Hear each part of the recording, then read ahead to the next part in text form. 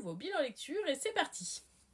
Tout d'abord, j'ai lu les 2 premiers tomes de Pour le pire édité chez Glénat qui m'avait été conseillé par Océane, donc Izukia Noctis, que vous connaissez peut-être. Je les ai achetés, j'ai beaucoup aimé. Le tome 1 est assez introductif, mais nous introduit un titre très original et des personnages accrocheurs. Le tome 2 poursuit dans cette lignée. Franchement, pour le moment, ça me plaît beaucoup.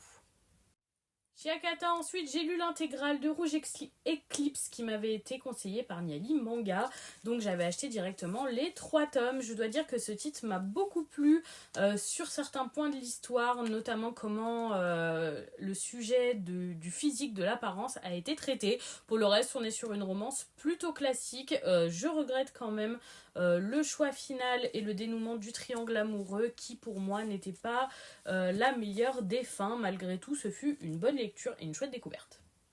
On termine avec le roman La philo des mangas, édité chez les éditions Opportun. J'ai trouvé cette lecture très agréable, mêler le manga à la philo et le rendre accessible pour ceux qui aiment les deux. Si vous aimez la philosophie, ce sera des comparatifs avec les mangas très accessibles. Et si vous aimez les mangas, on va vous introduire des concepts philosophiques de manière très pertinente. C'est bien rédigé, un chapitre égale une idée philosophique avec un manga. J'ai beaucoup aimé la manière dont ça a été rédigé. Ça se lit très très vite et ça se lit tout seul. C'était très intéressant.